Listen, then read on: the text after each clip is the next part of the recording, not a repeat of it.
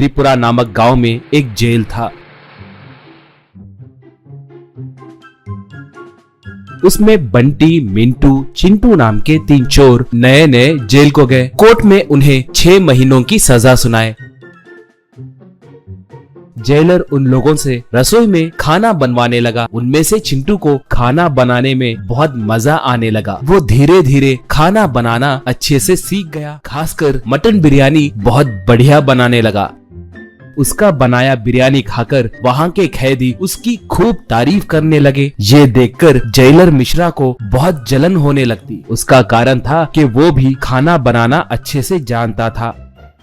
एक बार मिश्रा चिंटू वालों के पास जाकर, सॉरी दोस्तों, इतने दिन मैंने तुम लोगों के बारे में बहुत गलत सोचा। आप लोग चोर हो कहकर बहुत डांटा, मगर परसों तुम्हें गिरफ्तार करने वाला एसआई मुझसे मिला था। बोल रहा था कि वो फिर से तुम लोगों को किसी दूसरे केस में फंसाने वाला है। अगर वो हुआ तो आप लोग बेचारे 14 साल जेल में रहेंगे, कहा चिंटू तब। ये कैसा अन्याय है सर, रक्षा करने वाले पुलिस वाले ही हमें फंसाए तो हम कैसे जिएंगे सर, कहा मिश्रा तब। भाई लोग, मुझे आप लोगों के बारे में अच्छे से पता है। आप लोग कल ही इस जेल से भागे। मैंने एक अच्छा घर देख के रखा है। उस घर में के सारे गहने और पैसे चुराकर आप लोग बीच के पास आए तो मैं आप लोगों को बोट पे चढ़ाकर दूसरा गांव भेजा दूंगा, कहा तो चिंटू वाले मान गए।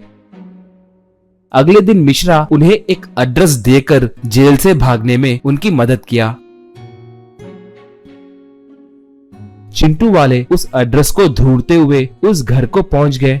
वहां पर मौजूद एक बड़े बंगले को देखकर चिंटू, यार हमने कुछ और ही सोचा था, मगर जेलर मिश्रा मामूली इंसान नहीं है, बहुत अच्छे आदमी है। चलो यार सब लूटकर यहाँ से भागेंगे, कहकर अंदर गए। उसके बाद जेलर मिश्रा और उसका असिस्टेंट भी उनका पीछा करते हुए वहां पर पहुंच गए। वो छुपकर खिड़की में से झांककर चिंटू वाले अंदर क्या कर रहे हैं कहकर देखने लगे।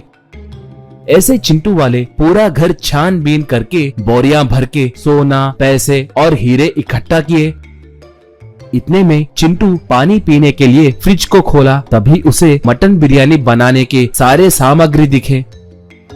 इससे चिंटू उन सामग्रियों को लेकर रसोई में गया। मिंटू वालों के लाख मना करने पर भी उसने मटन बिरयानी बनाना शुरू किया।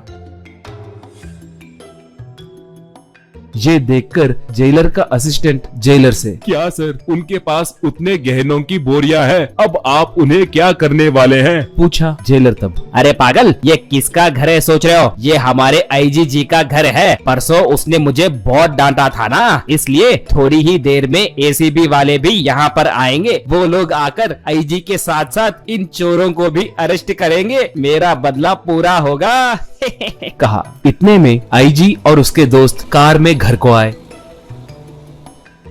वो लोग घर के अंदर जाकर वहां पर मौजूद चोरों को देखकर अपने बंदूकों को निकालकर मिंटू वालों को धमकाने लगे। इससे वो लोग आईजी को जेलर मिश्रा ने उनसे जो कहा वो सब बताए। तब आईजी, ओहो तो ये सब मिश्रा का काम है, उसने तो बहुत बड़ा स्केच डाला। मगर भाई मटन बिरयानी की खुशबू अंदर से क्या खूब आ रही है। मैं गुस्से से तुम लोगों को यही ठोक देने वाला था, मगर उस बिरयानी की खुशबू सुनकर मैं पिघल गया। अब तो बिरयानी पे टूट पड़ना है। तुम जल्दी जाकर हमारे लिए बिरयानी लाओ, कहा।